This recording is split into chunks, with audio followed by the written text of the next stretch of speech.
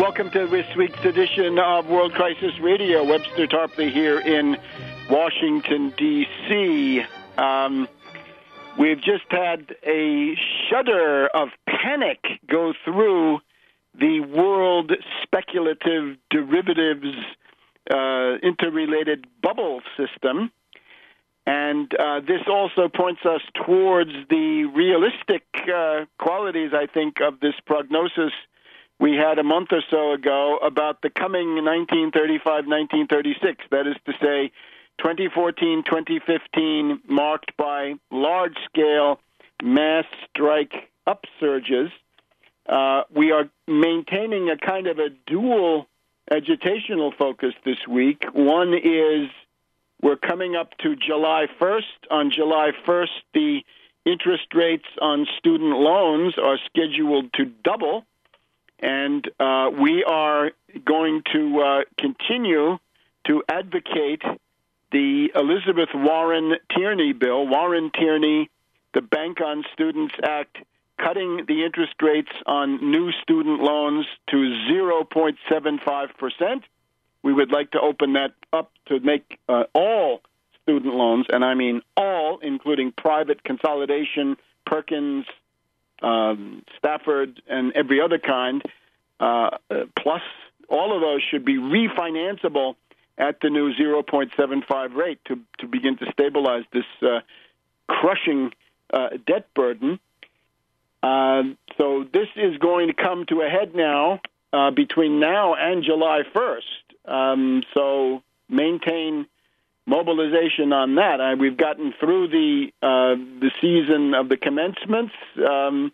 Didn't exactly get what we want out of that, but all of that effort will, I think, come to fruition later in the summer, certainly by September, when people come back and confront this. They're going to be made aware of it. So the question of the Warren bill. The other thing, of course, is we've got candidates. We're going to have Randy Credico running for mayor of New York City later in the program. We've had Willie Araujo running in New Jersey, also for with Randy Credico. It's mayor of New York, and Willie Araujo, it's governor of New Jersey. But the important thing is that this is a united front on both sides of the Hudson. The Wall Street sales tax must be levied so that the Wall Street fat cats pay their fair share. Now, the other thing is, and this is also raised, of course, in the Warren bill. The Warren bill calls for the student loans to be financed at 0.75% through the Federal Reserve discount window. This week, Helicopter Ben Bernanke, at the center of all attention by his comments that maybe the current hot money program of the Federal Reserve will have to taper off. The tapering issue. Taper on the wall. This is what Bernanke was talking about, and that has led to some real jitters around the world, a 550-point loss over a couple of days in New York, and similar losses, 3, 4, 5, 6% in other places around the world. Let's just get right to the heart of the matter. If you have a depression, we have a world economic depression. Never forget this. This is the beginning of all reality. You don't have business as usual. You cannot implement any program except a recovery program in the midst of a depression. However, the alternatives are these.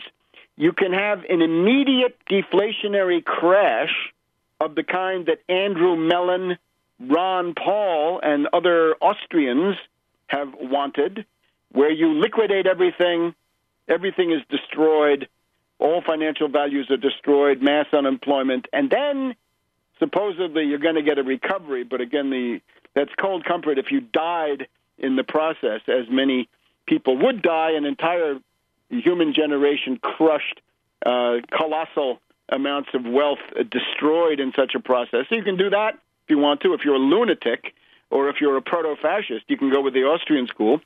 Or you can do the Keynesian consumer-led recovery. This was tried by Pelosi and company in the stimulus, and it does have some positive effect. There's no doubt about it. It does keep things going for a while, but eventually the political will was sapped, and it does not produce a lasting, self-sustaining economic recovery. I'm sorry, it does not. And then we have, in some ways, one of the worst, well, it's not the worst, but it's very bad, which is the hot money approach. And the hot money approach is the $27 trillion line of credit, and then the QE1, QE2, QE3, $85 billion of hot money a month. And all that does is to stoke speculation, because it's not channeled into production, infrastructure, and the things that will lead to a productive recovery and full employment. It only goes towards speculative activity, or in this case, keeping the zombie banks alive. Somehow it's a kind of a life support system for the zombie banks. So what Helicopter Ben talked about this week was tapering off the hot money. And what you see is not even ending the hot money, but even the perspective that the hot money might end someday leads to a big frisson of panic all around the world, and that you see that on the U.S. side, right? It simply means that the entire derivatives universe has been oriented towards essentially free money where they pay you if you calculate in the rate of inflation. And then we've got other things that complicate it.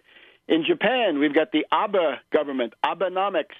Abenomics, simply the old British game, competitive devaluations, right? Print a lot of yen, go for competitive devaluations, try to drive down the value of your currency, and maybe you can get an export-led recovery. That would have been fine 20, 30 years ago.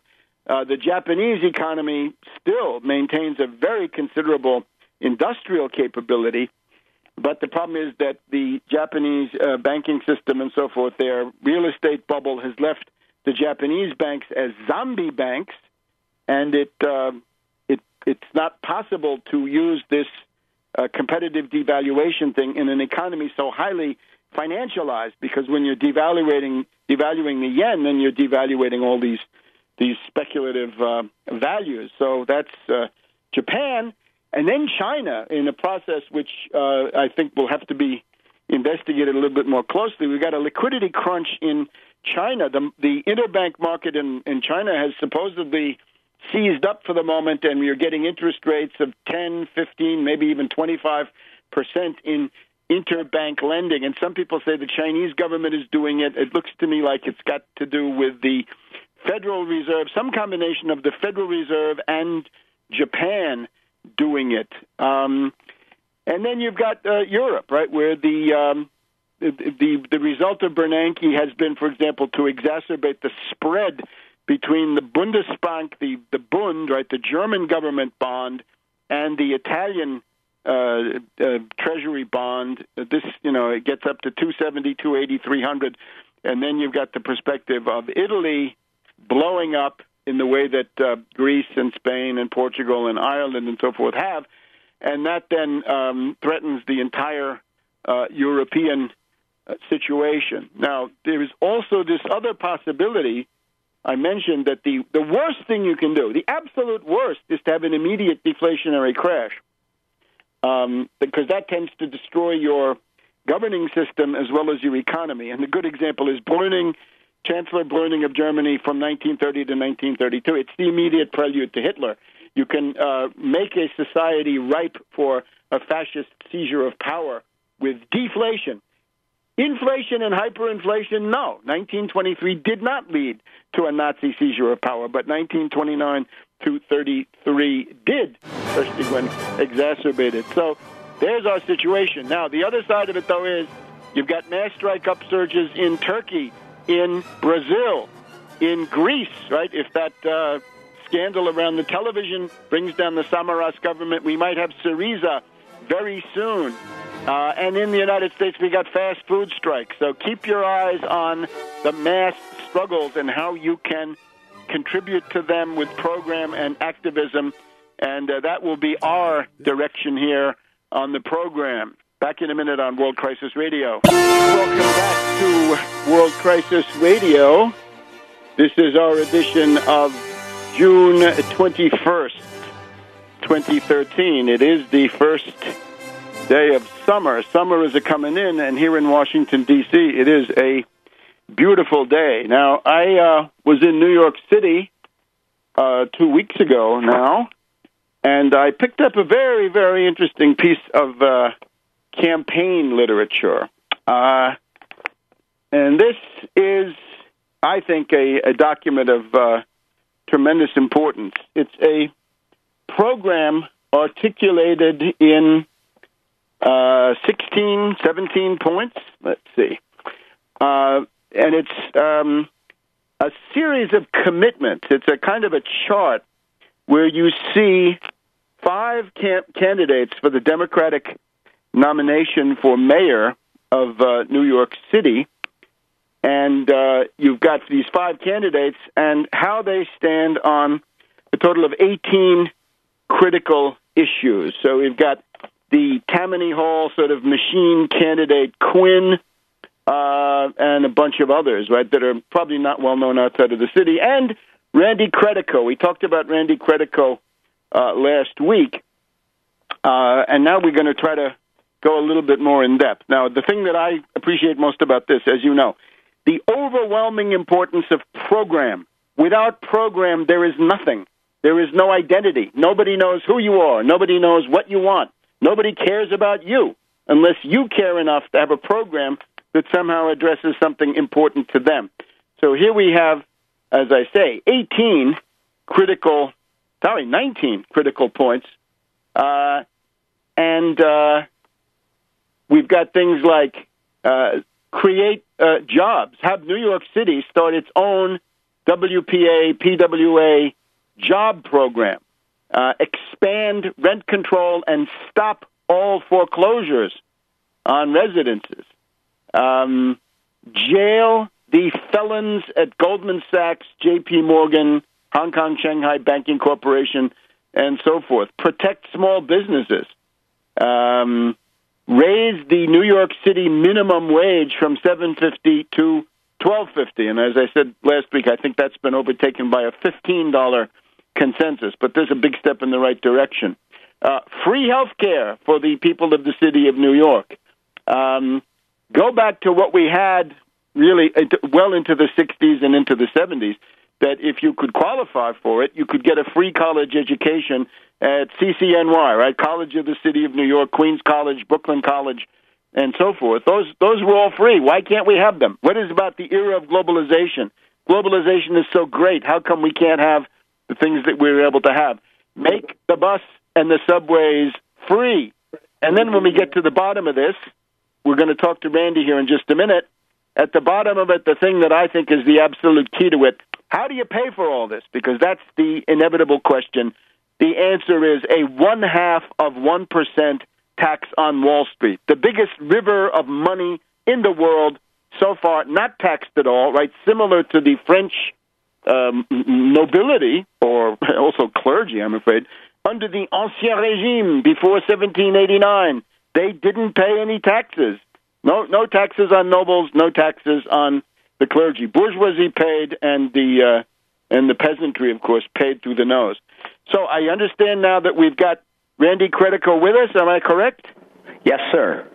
Randy, welcome. Thank you. I was just going through some of the program points. Wait a second. Before you do, I got to say something. I was just about to bring up what took place in France prior to July, or the meeting of the Third Estate, right. The meeting of the General Estates in April of 1789, and the imposition of the tax on the churches, the civil constitution, and the bourgeoisie. They paid. I mean, the bourgeoisie paid taxes, but the nobles didn't. And so I was just going to bring that up, and you took the words right out of my mouth. So go ahead, start from there.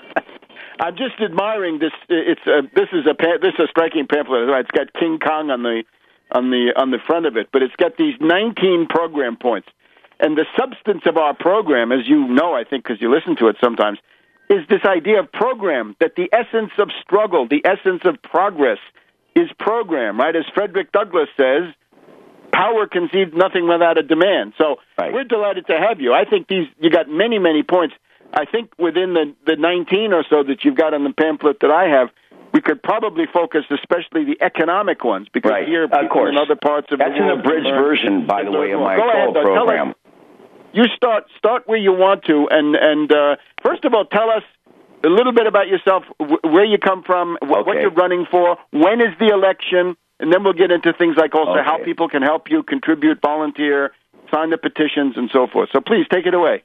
Okay, first of all, I am, for many years, a political satirist and a civil rights activist. I started out in Las Vegas, actually, in the mid-'70s. I was, a voice impressionist influenced by David Fry. And I got very political in the mid-'70s when I ran across a political satirist by the name of Mort Saul, and he got me to move in a different direction. And in the '80s, I do great impressions. I do great like Ronald Reagan. I was doing Nixon back when I first started, and Hubert H. Humphrey. When there was no difference between the parties back then nor now, as you know. Hubert Humphrey was a conservative Democrat. So, at any rate, I was a political satirist, impressionist. People don't remember Humphrey. That's a great impression. Is it? You like that, right? Yeah. And, I believe. What I remember with Humphrey is he always say, I believe. I believe, and I concede is what he said more than anything else. He had one great speech at the 48 convention for Harry Truman about civil rights. That's when he stormed through and walked out the door with all those other Southern Democrats, you recall.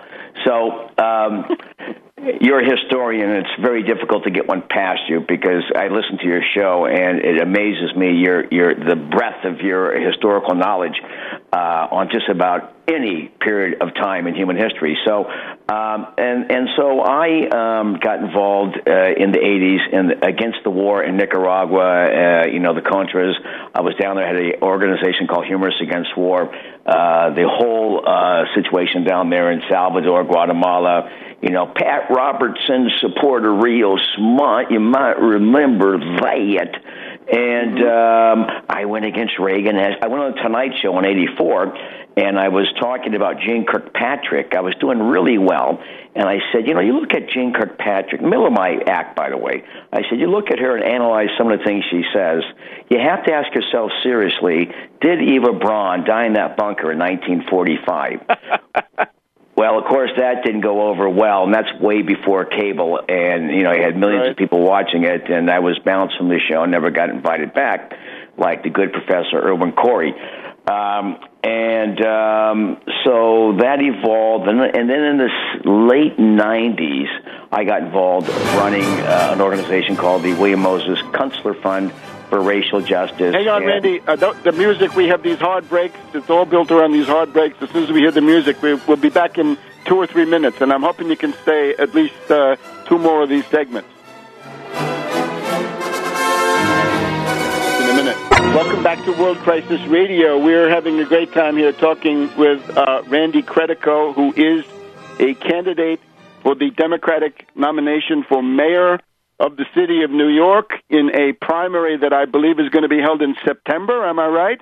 Yeah, September 10th. I'm also running, I will be on that ballot. I know I read that you had been running for Senate. What year was it, 76, when you ran for Senate? It was 86. Actually, if you get a copy of the New York State Code, yes, and you got Tarpley Rubenstein Oliver case is a landmark in New York State electoral law.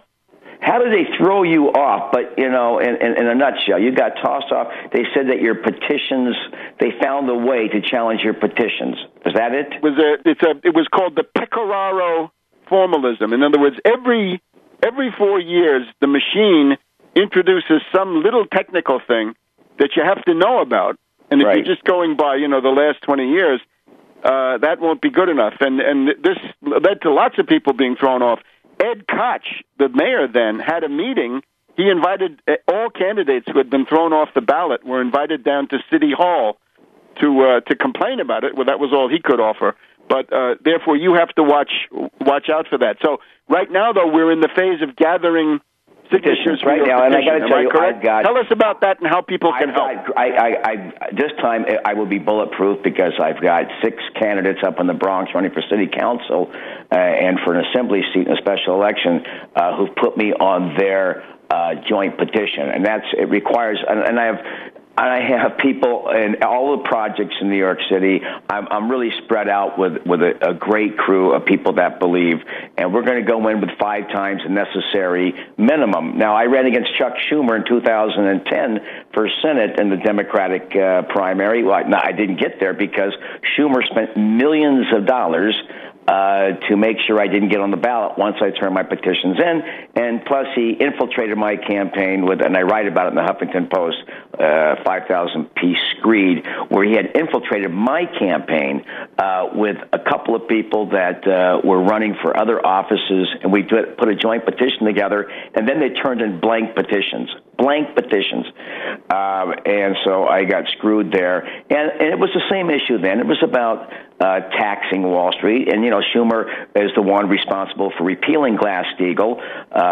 He, back in 1999, his first month in office, he and what's his name from Texas, Phil Graham, they collaborated. And then the President Clinton signed it. And then, Robert Rubin left and made millions and billions of dollars. How the whole thing works. So that was the focus of my campaign in 2010, right after the meltdown on Wall Street. And Schumer didn't want that to come up in the primary. So he spent millions of dollars to make sure I was knocked off the ballot. Now, Randy, if people want to come forward now and help you, suppose they want to contribute, suppose they want to volunteer, give us all the ways they can get in touch with you. The ways you can do it is but the most important is for me to talk about, and 0.5%, I really agree with your platform, 1%, I think is the real number, and the 0.5% is there. It should be 1% because they can raise $100 billion. Well, Randy, just since credit code 2013.org. Credit code CREDICO 2013.org, or they can email me creditcode 2013@gmail.com. That's how they can reach me if they'd like to participate in the process. And do you have an address for contributions? Yes, it's on the website. You want me to give you the hard number? Is 42 High Street, Huntington, New York 11743. It's called Friends of Randy Credico. 42 High Street, Huntington, New York 11743.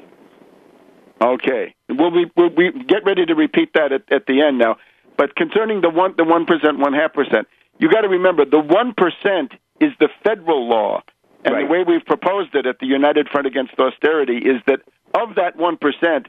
Half would go to the federal government, half would be distributed to the many states through revenue sharing, and then, of course, through the states, that money would, to large degree, find itself going on to municipalities, cities, things like the Port Authority, right? There are all kinds of recipients at the end. So you are absolutely in line with the 1% as the national policy.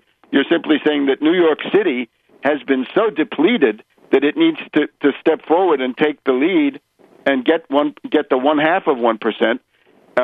And of course, the answer that they'll give to that is they're going to go to New Jersey. Well, so I have an answer to that. We've got a candidate in New Jersey who's also running for the Wall Street sales tax.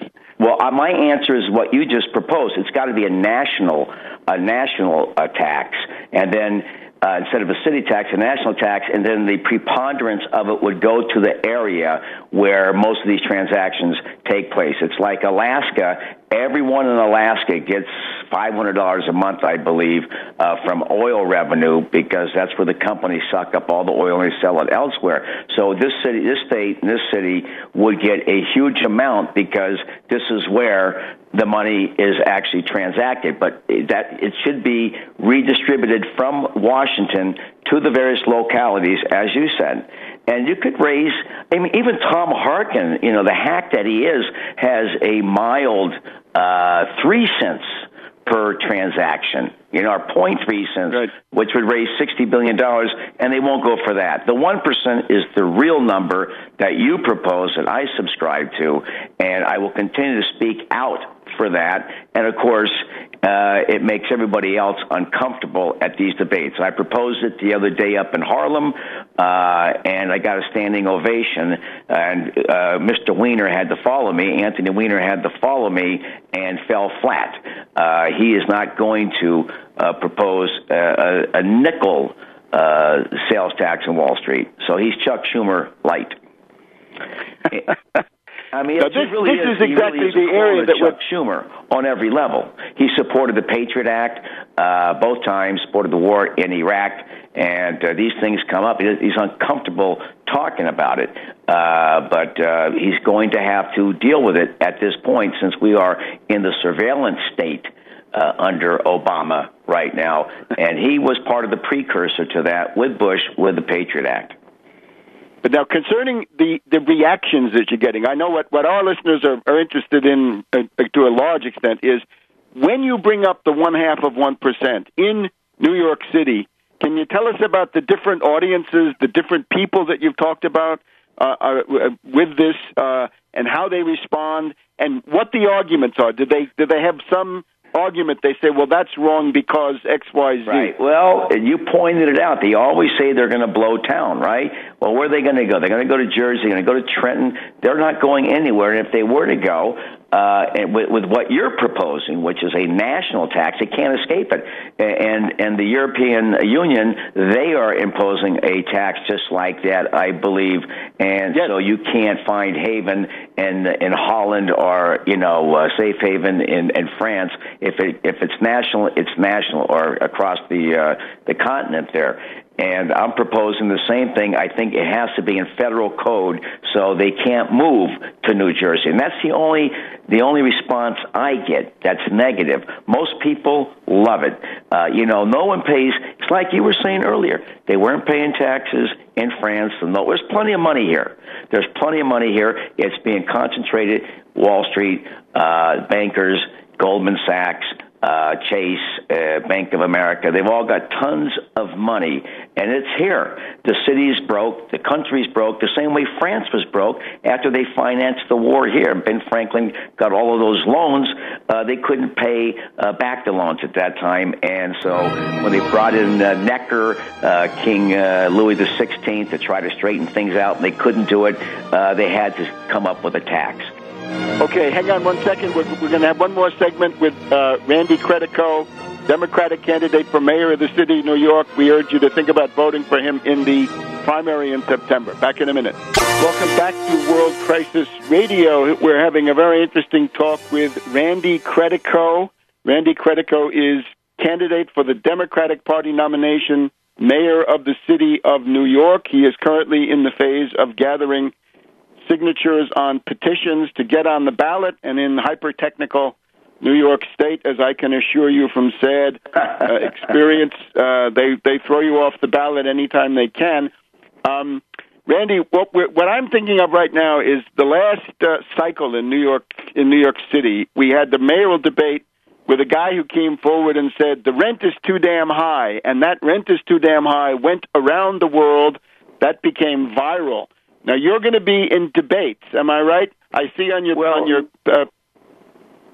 yes, I plan to be in debates, and the rent is too damn high guy, incidentally, was the same guy who Schumer had infiltrate my campaign. So it was a nice slogan. He doesn't really have a program, and slogans are very good. It was a very catchy one. Mine's going to be Tax Wall Street, and I will have There we go. That's exactly it. That's what I'm hoping for. In other words, what I was trying to say is we want to get you to do the same thing against Wall Street that this guy did. In other words, go viral, go worldwide and viral with the Wall Street. I'm going to be on the ballot in the fall as well because I'm going to have a independent body. I just won a major federal lawsuit from 2010, which you can get online right now, a major lawsuit against the Board of Elections. We won in our favor. I am going to be run on an independent body, which is really going to revolve around taxing Wall Street. So that no matter what, they're not going to keep me off. That's going to resonate. People love it. It's a great message. You know, when they listen to your show, I tell everyone to listen to your show. I've become an acolyte of Webster Tarpley, and it's been very educational for me, and I consider you one of my, when you're not working, unofficial advisors. Well, thank you very much. That's an honor. So I hope you're going to keep us informed when those debates are. But just very briefly now, for people outside of the city, because I also can't keep in touch with this stuff. You have this Anthony Weiner, right, the exhibitionist. He's running. Right. Tell us about these others. Quinn. Who is Quinn? Quinn gets money from real estate interests, which is really what it's all about here. The game in New York City is real estate. If you take a look from the Empire State Building down, how much real estate is here. And so they control it. They don't pay many of the big moguls here, like the Yankees or the Barclays Center or the Dolan family. They don't pay taxes. They get this little loophole called 421A, and that is if they promise to build low-cost housing, then they don't pay taxes. And so they're the nobles. They're the nobles who do not pay taxes. There are people who claim they're going to build, and they never do. And then there's eminent domain that's through a process that is very corrupt in the state and local level. And so there's no taxes. We need to have a progressive real estate tax in this city as well. And taxing what's called non-tangible assets, which are stocks and bonds and securities, right? We're and for derivatives that as well, and derivatives, of course. Derivatives. CDOs, which you've really hit me. You really hit me to CDOs, and I love the position of the Federal Reserve paying for free tuition. And I'm for free tuition in this city. Now, Anthony Weiner, he's the one who supported the TARP bailout in 2009 under Bush, and then once again under Obama. He supported all of that. Christine Quinn, she's controlled by the Dolan family here, not the Dolan family, but the Rudin family. She even allowed a hospital in her own district to close down because the Rudin family wanted to turn it into a condo unit, a huge condo project. And so St. Vincent's is closed, and there's no hospital in the West Village. Bill de Blasio gets money. He's a nice guy. But he used to work for Hillary Clinton, a campaign manager for Clinton in 2000 when she ran for Senate. So that tells you everything. The other guy's John Liu, who's the controller. He's an all right guy. He's moved to in the right direction on social issues since I jumped into the race. And there's Bill Thompson, who's black, who almost won against Bloomberg in 2009. But the problem is he's getting his money from a fellow by the name of Alphonse D'Amato and Randy Mastro, who used to be Giuliani's deputy mayor. And so when they bundle money for you, they don't do it because they're hip people and they're humanitarians. They're doing it because they're expecting something in return. And D'Amato represents a lot of evil interests, and that's why he's bundling money for Thompson. And I think that, and there's another guy by the name of Sal Albanese. He's a nice guy, but he's going nowhere. He doesn't have the money. But his message is move to the left, or I don't know, left or whatever, in the progressive or the right direction. I don't like to use terms anymore, left and right. And, that's about it. That's what we have running for the Democratic nomination, and I expect to be on the ballot. Someone will probably challenge me, but it will just help me out if they do challenge me, because it's going to incense a lot of people. Well, that's excellent. What you say about hospitals, right? Closing of hospitals. This is an issue in every of them under big city. Well, there's 8 hospitals in the Upper East Side of Manhattan. There's none in the West Village. Ironically, that's where she's from. Christine Quinn, she's the favorite to win, along with Weiner, is doing well in spite of the fact that I bring up when I got a debate the other day up at the Schomburg Center, the fact that he supported the war in Iraq, which cost this country $1 trillion and still counting, and he using the cover of thinking they had weapons of mass destruction. Nobody thought that. They just had that as, a fallback position in case they got jammed on it.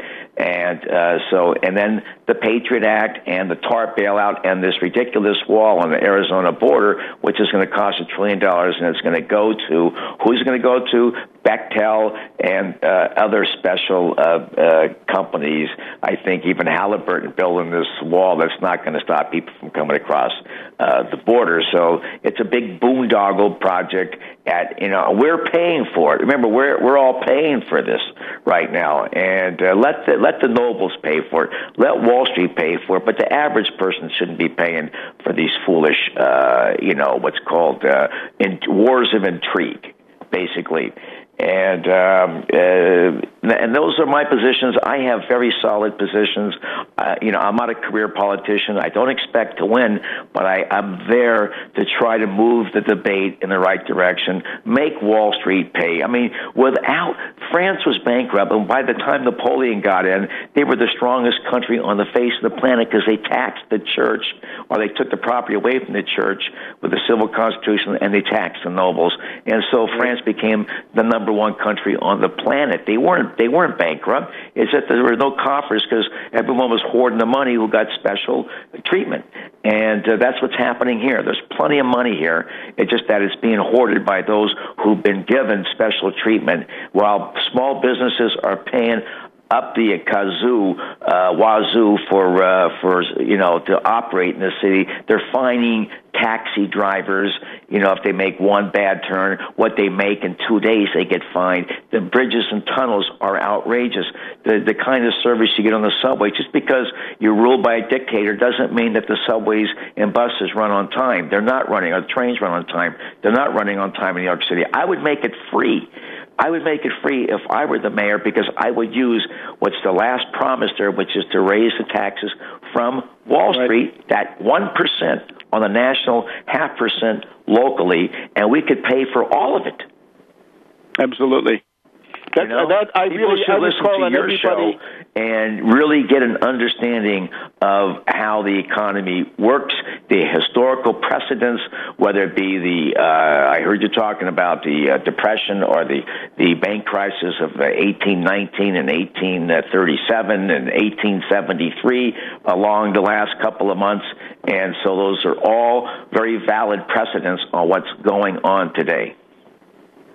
Right, and it's also worth remembering that even when you have down days on Wall Street, like yesterday, with the Wall Street sales tax, whether the market goes up or down, every trade pays something. We want to thank Randy Credico, Democratic Party candidate for mayor of the city of New York, and he's going to be on the ballot one way or another, and the two contacts are credico2013.org, credico2013.org, and credico2013@gmail.com. We'll repeat these later on in the program. Thank you, Randy. Thank you, Webster. Give me a shout-out to Daniela Walls, okay? Okay, and we'll see you soon. Come back and report. Welcome back to World Crisis Radio. This is Webster Tarpley here in Washington, D.C. So that's Randy Credico, Credico. The website is credico2013.org. So this is the mayoralty of New York City, and always a kind of leading indicator of where things are going. And, of course, the key demand, as Randy says, is to tax Wall Street, to end this absurd situation where the biggest river of money in the United States and the world pays absolutely no taxes. We don't want to hear anything about any other tax reform or other changes unless we get that Wall Street sales tax. And that then, of course, stabilizes the federal budget, the state budgets, the local budgets, so that austerity becomes unnecessary and criminal. And we'll talk about that to the extent we have some time. Now, the thrust, therefore, at the moment is two things primarily. One is we're interested in stopping the war with Syria. We're interested in undercutting, discrediting, exposing, denouncing the various covert operations which are designed to goad a reluctant and vacillating Obama, and certainly a population here in the United States that wants no part of anybody's war in Syria. No interest, no national interest, and no public interest in doing this. 70% of the U.S. population, according to the latest poll, say, don't arm those rebels. Don't give any guns or weapons to those terrorists, to those death squad characters, to those bearded crazies over there in Syria. Assad, much less of a problem for the average American than one of these Al-Qaeda type crazies from Nusra or Farouk or whatever it is. And therefore, in that context, it's time to defeat a CIA covert operation. And the one that is now within reach of being defeated is this Ed Snowden fraud. Ed Snowden this week has moved towards a kind of merger with Assange. I suppose you can imagine Snowden and Assange nervously eyeing each other to see what the implications of competition, mutual denunciation might be from the point of view of gate receipts, numbers of world dupes, right? You can imagine both of them, Assange and Snowden, with these folders saying world dupes in mega dupes, right? Or things of this sort. But they've decided to combine, at least it's like the legend of superheroes, the legion of superheroes. They come together. However, what's very interesting, and I'm happy that Credico raised the name of Mort Saul, right? The legendary comedian Mort Saul, still alive, and I hope still fighting. This is somebody we could learn something from.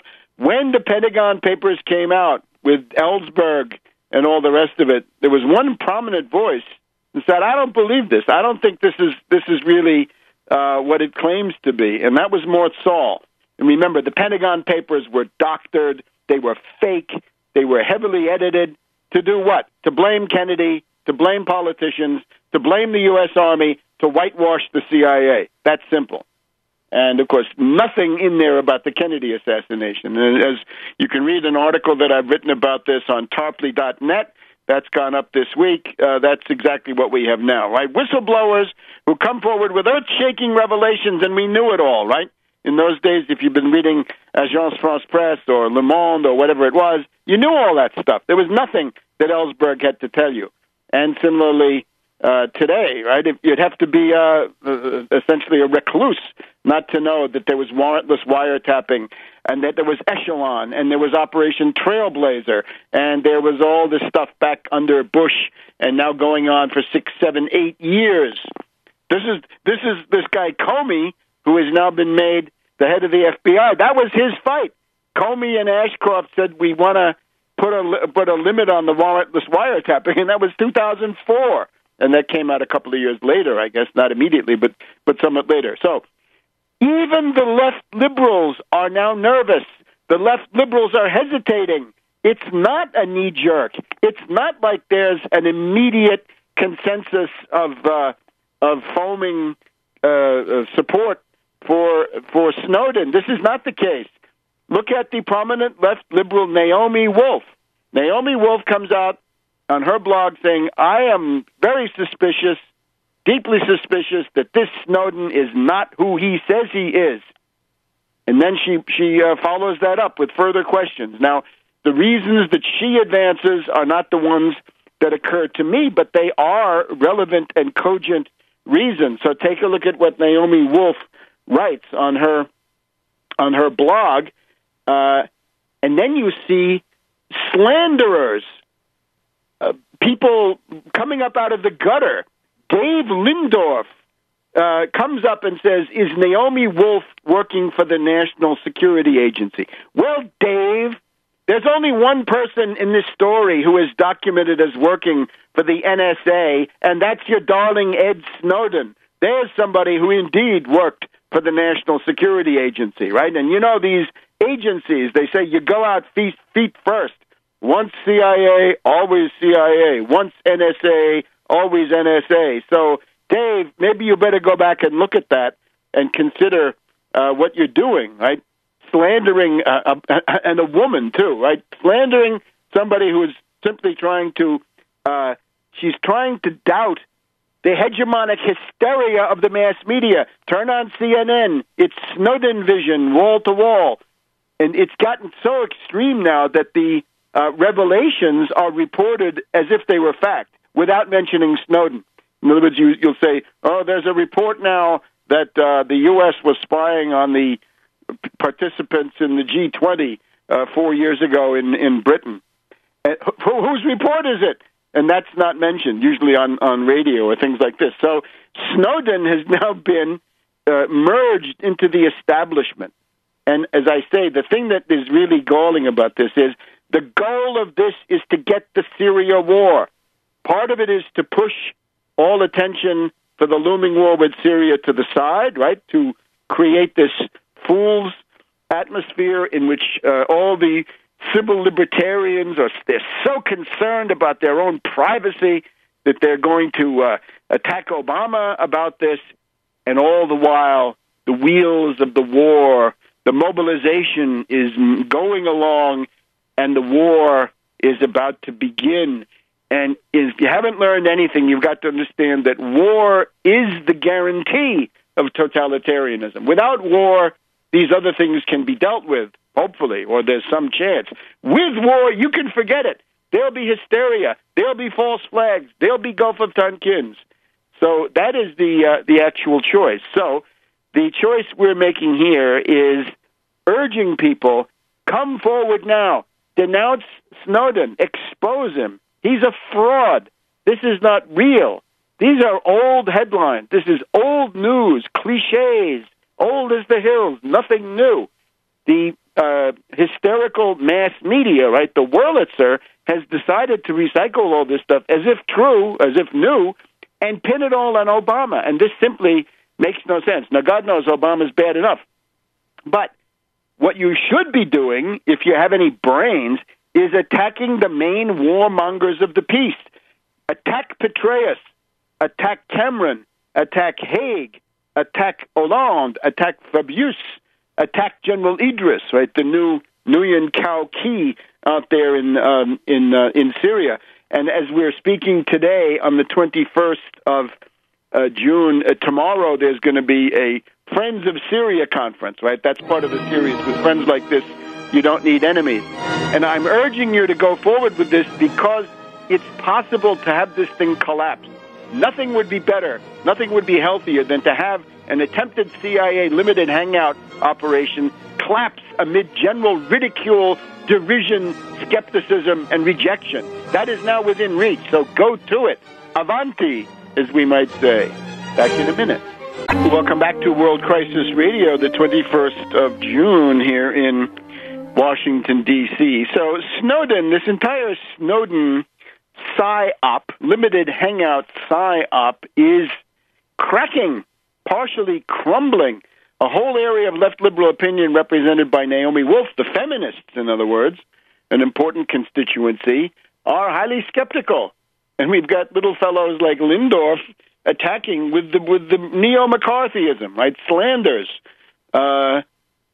This is of course shameful, right? This is unworthy of anybody serious. So the people over at Salon magazine on the internet, obviously wanting to defend their friend Glenn Greenwald, right? Their former associate, who has now moved on to the British intelligence organ, The Guardian, right? Left wing of MI6, we're told, or inspired by. So Salon does something about the Ed Snowden truthers. So he's got Naomi Wolf, and then he's got yours truly. I'm always flattered by so much attention. You know me, bona fama, mala fama, semper fama, as the Romans had it, right? Good fame, bad fame, it's all fame, and we're taking it. And then, of course, other Brand X commentators. One Brand X commentator says, oh, this is a fight between the NSA and the CIA. The problem with that is that just doesn't work, right? There's no such identification in the sense that Snowden has worked for both. Snowden is the CIA and the NSA. So where does that leave you? I'm afraid this kind of contorted, tortured analysis simply reflects people who are blinded by hatred of Obama, blinded by that, and also debilitated by their inability to break with this mad dog Rand Paul, this combination of killer austerity, genocidal budget cuts called libertarianism. And people who have not been able to break with that, they're left with their antipathy to Obama, and then they've got to come up with some scheme that explains it in a way, well, that doesn't involve what it obviously is. It's an attack designed to weaken Obama, soften him up, and get him to the point where he'll, if not give the order for the bombing to begin, at least let the bombing begin, as Clinton did with Al Gore back in 1999, when Al Gore ordered the bombing of Serbia as Primakov was flying over the Atlantic with a peace deal. That was Clinton too weak to cancel the order, too weak to have Gore arrested, and so forth. So that's sort of where we are now. And we have a very interesting report that John Forbes Kerry of Skull and Bones, and you'll remember that when Kerry got that job at the State Department, I think I was one of the very few who put out an analysis. Remember, this is a member of Skull and Bones, just like Bush the Younger, just like Bush the Elder, just like Harriman, just like so many other villains and wreckers and monsters in recent U.S. history. That's Kerry, and the report now is that around the 12th to the 13th of June, if memory serves, there was an attempt by Kerry to start the bombing of Syria with no plan. In other words, hip shot. Just send in a wave of bombers, get the bombing going, and then hopefully take it from there. Of course, the Syrian air defense is clever enough that they don't respond to individual Israeli aircraft raids. They don't even respond to small groups of cruise missiles. They will know well enough. When they see an all-out attack, they will light up their radars and they will begin to exact a considerable price. But they're obviously not going to illuminate their own radars and make themselves vulnerable in these pinprick attacks. Right? That's one of the goals of the pinprick attacks, is to attempt to get the Syrian side and the Russian technicians to expose the assets that they have by turning on the radars and activating the systems. So perhaps Kerry was hoping that once he got a raid, a considerable raid in the air, then there would be countermeasures, some planes would be shot down, and then the thing would take on a life of its own. Now, the accounts differ about who stopped Kerry. Was it Obama who stopped Kerry from getting the bombing going, or was it realists in the Pentagon? That's also possible. Not everybody in the Pentagon is a Petraeus-style utopian. Remember, Petraeus has powerful enemies. He's widely hated. People that have come in contact with him call him things like brown-noser, sycophant, self-promoter, all the rest, right? He does not represent a unified officer corps. That's one of the advantages of our situation, right? In clawing his way to the top, he's made lots and lots of enemies. So there are probably people in the Pentagon who don't like what Petraeus and McChrystal and so forth are proposing. So all of this is going on. Remember then that in terms of this reference to Mort Saul came out and said, I don't believe Ellsberg. He was then counterattacked by two left liberal heroes who have had glittering careers. Noam Chomsky said, oh no, Ellsberg is the real thing, I'll certify it.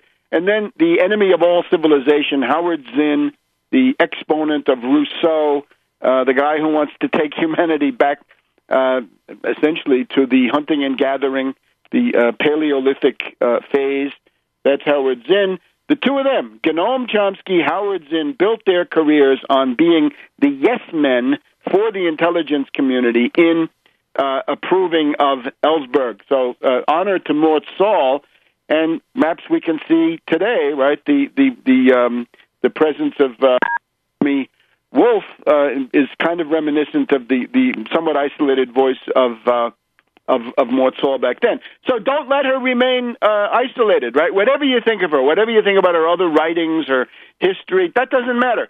Gold is where you find it. And right now, it's important for that voice and other voices who are highly skeptical of Stone to be joined, right? To be supported with, obviously critical support. That there are other reasons that are more convincing to many, at least, than the ones she cites, but that also then ought to be cited. Now, concerning the issue, then, what all this is supposed to lead to, the attack on Syria. Here we have the Washington Post of today, Friday, the 21st of June. Headline story: on Syria claims, criticism for the United States. Authenticity of chemical data at issue. Arms experts and envoys allege lack of transparency. And thank goodness, this is many voices in the international community saying that the so-called proof advanced by Mad Dog Kerry about the Syrian chemical weapons and Hollande and Haig and Cameron is baloney. There is no proof. There is no proof of chemical weapons. And we'll be back in a minute.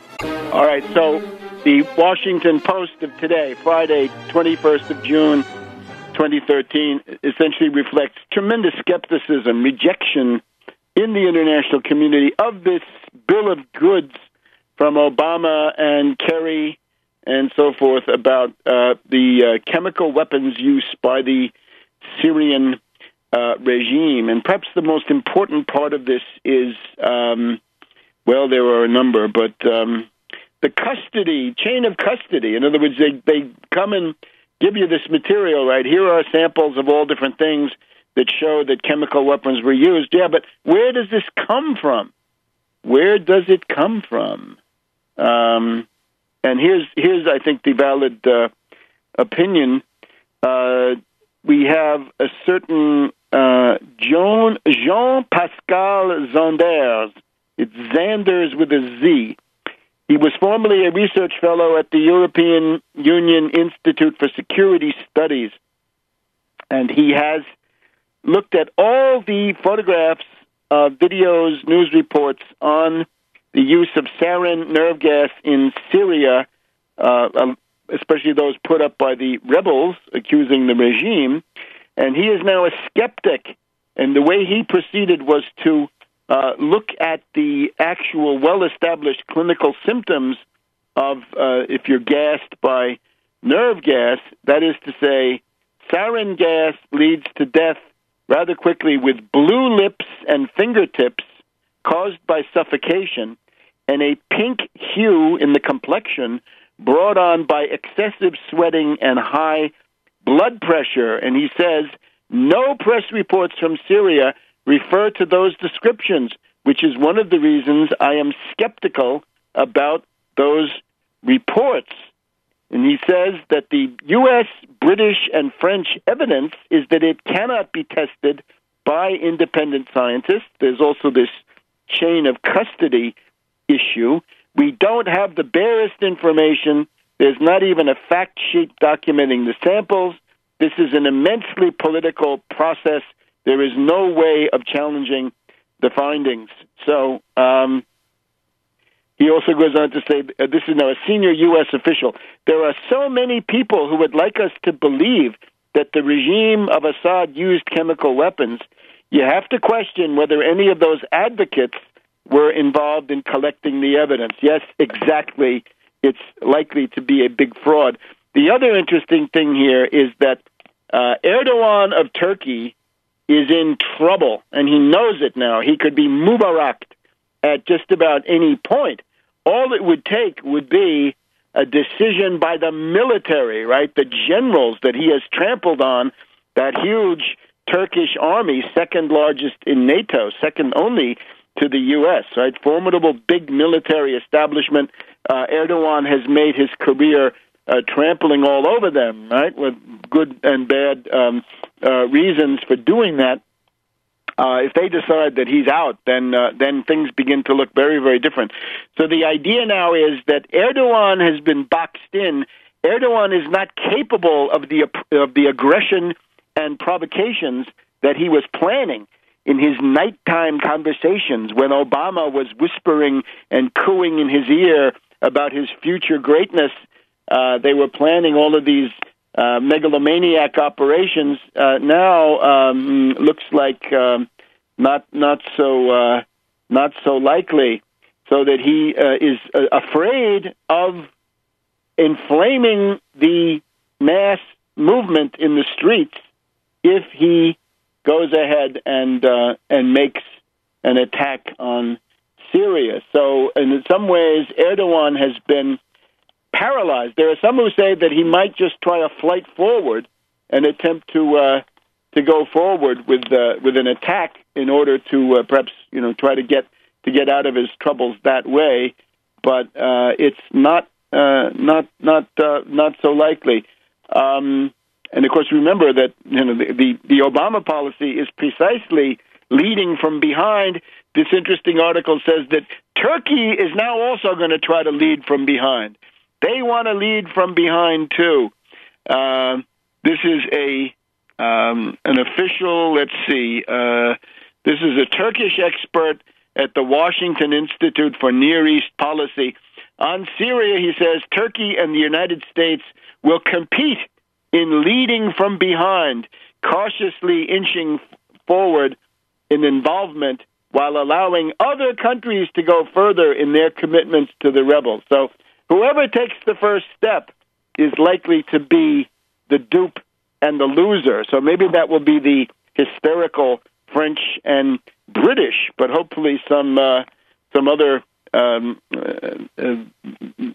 skepticism and self-preservation will prevail there. Remember, discretion is the better part of valor, you people in London and in Paris. Don't do it. It's going to be very, very bad for whoever does it. So the other thing then is the siege of Aleppo. This is going on, right? The same edition of the New York, of the Washington Post here has a picture of a young woman from the Popular Protection Units, and she doesn't. This is a propaganda photo, right? This is staged.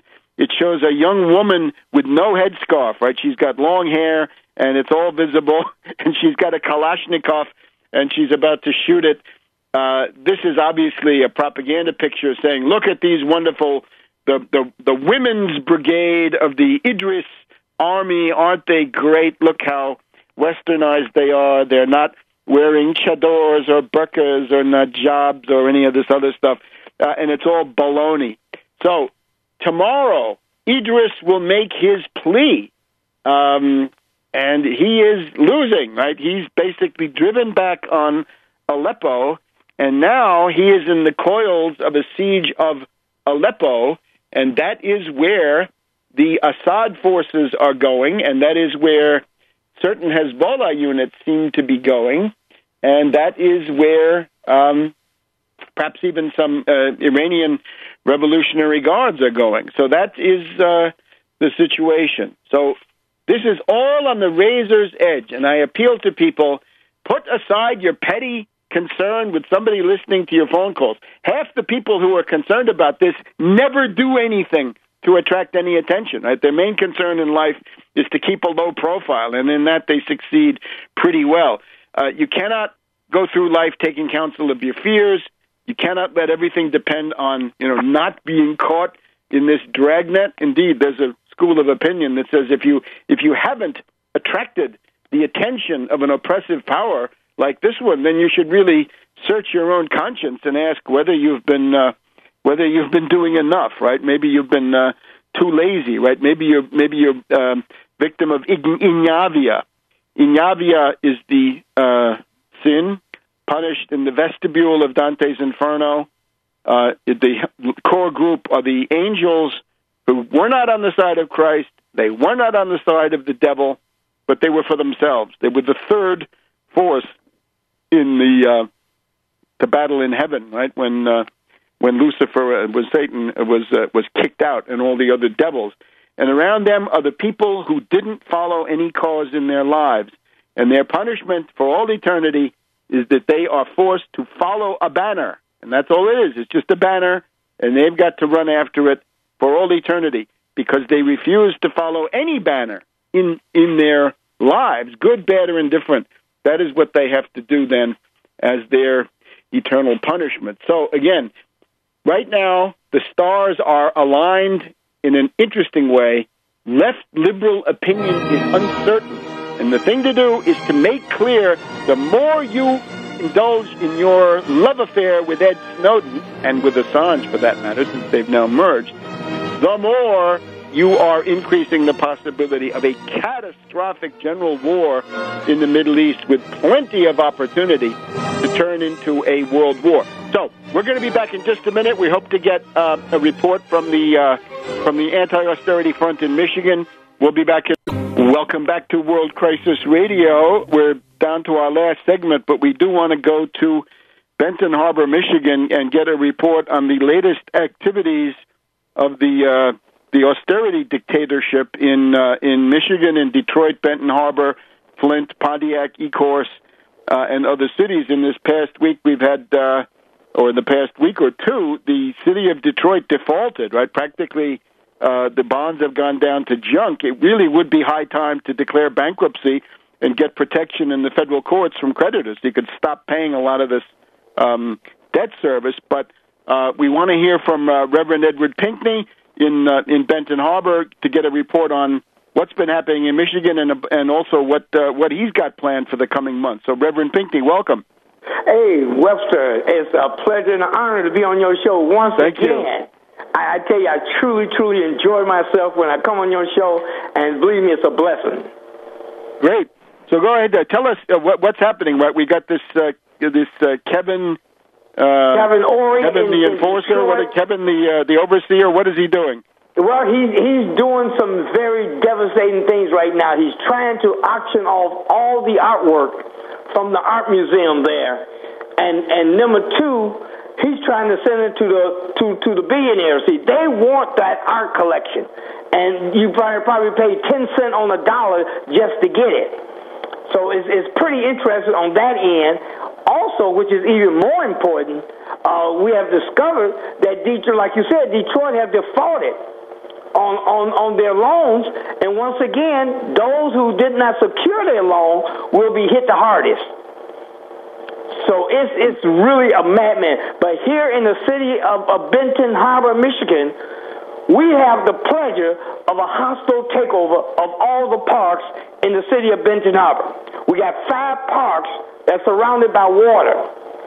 And those 5 parks is the 5 parks that they want. They want those parks so they can continue to build these condominiums and everything else that they've been trying to do all this time. But how can you build a condominium on a park? That's the question. Well, according to them, they can do whatever they want. If it's in the contract, they can do it. Wow. But we're talking about this very attractive and beautiful, the lakeside, looking out over Lake Michigan, right? You're looking, west over this huge Great Lake, Lake Michigan, and a beautiful sand and related stuff, and they want to take this and use it for the rich friends of Governor Snyder. Oh, absolutely, no question about that. They want this properly. Like I said, it's actually 4.5 parks that's surrounded by water that they want even more. One of them is like an island. And they said, now these are their words, that they will not build any condominium or houses on the park. But they also said they would not build any on our beaches either. And now we have about $7 million homes on our beach. But we're fighting. We are not giving up, Webster. We have continued this fight. Matter of fact, on last Tuesday, we protested right in front of the city hall, and it got plenty of news coverage because people understood the importance of standing up fighting, especially with that NSA that people have been talking about. Right. So tell us now. You've got other things planned, though. You've got I think a fundraising dinner in October with Danny Glover. Tell us your entire schedule. We have a fundraising dinner with Danny Glover October the 5th here in the city of Benton Harbor. We're trying to raise funds to continue this fight. So those of you who are out there who want to donate, whatever you like to do, or you want to come to the dinner, you're welcome. You can mail a donation to Banco. That's BANCO, 1940 Union Avenue, Benton Harbor, Michigan, 49022.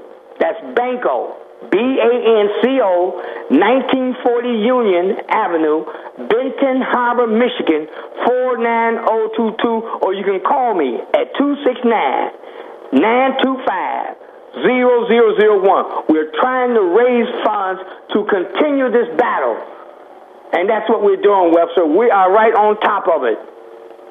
That's tremendous, and we'll also redouble our efforts. We've got to focus international attention on this, right? The foreign press, right? The people in Europe, for example, who are always, worried about signs of what can we say, totalitarianism creeping into various places. Well, it's more than creeping in Michigan. You've got this governor Snyder and essentially little dictators being sent into all the major cities, and as you say, law suspended. The difference between executive and legislative is out the window. Complete anarchy, in other words. Absolutely. And you know what? And here's the bad part. A lot of people around the country figure it's just happening in Michigan. It won't happen in their town. It won't happen in their city. It won't happen in their state. But they're absolutely wrong. It's coming to your city, your state, your town next. And this is what they're trying to do. They're trying to hijack every single city government or state government that they can, and the state is behind it. Yes, and that's, I think, Stockton, California, Harrisburg, Pennsylvania, where the city is being destroyed by sinkholes, and many others. Trenton, New Jersey. Great. So we've got to keep up with all of these, and we thank you for helping us to do it. What does Danny Glover say? Well, he's excited. He wants to come here and figure out how we allow this to happen and what he can do to help us. He's in Hollywood, and even the people in Hollywood are actually talking about the city of Benton Harbor. They know that the city, the residents here, you're talking about 70% of the people that live in Benton Harbor are unemployed. You're talking about 90% living below the poverty level. We actually really do need help. But the thing is, we don't have the resources to fight back. And that's what we're trying to build up right now. When I saw that news report about Snyder and Kevin Orr wanting to take the paintings from the Detroit Institute of Art, I thought immediately of the Nazis, right? When the Nazis took over France and other countries in Europe, somebody like Goering, right, the leader of the Air Force, Goering would go into the art museums and he'd simply point to the ones he wanted, and they'd be loaded into boxcars and shipped off to Goering's palaces back in Germany. So it's not really that different, right? When you think of vandalism and the destruction of a cultural patrimony and heritage that took generations to create, right? And they say, no, we're gonna try to sell that all off. It's just scandalous. And you are absolutely correct. And you're talking about the artwork. You're talking about even buildings now. What they have to do, they got guys coming in, these billionaires coming in buying a whole block at one time. And they're telling each other it's 7 billionaires that's fighting for the control of Detroit right now. And Dan Gilbert, he's the Quicken Loan guy, and also the owner of the Cleveland Cavaliers. He's leading the charge, and he actually going in trying to pick, just like you just said. He's going in picking what he wants, and he's getting whatever he say he wants. So, hey, Reverend, do you have a list of the 7? Do you have a list of the 7 billionaires? No, I just know. The one I really know is Don Gilbert, because he's the owner of the Cleveland Cavaliers. And by me being a sportsman, I know that. But they one of them is controlling the bridge. They got different sections. Next time we speak, I'll have the 7 billionaires' names for you. Yeah, that would be important. We could put that we can get the world focused on 7 fat cats who want to asset strip and flay alive the people of Michigan. Oh, absolutely. And, that is tremendous, and we have to stay on top of them. But I like to see these billionaires fighting with each other. Yes, by all means. And I hope maybe it'll be possible to make an appeal to Michael Moore and say to Michael Moore, you're supposedly so concerned about Flint. What are you doing for Flint? And why doesn't Michael Moore come to your fundraiser there with Danny Glover? Invited him last year. He didn't even return my calls. Okay. Well, come back and tell us how it's going in a couple of weeks then, Reverend. And more power to you. Keep fighting, and you're an inspiration to everybody. See you soon. Thanks. God bless you now. Fast-moving news situations like I think this weekend may turn out to be. See you next week.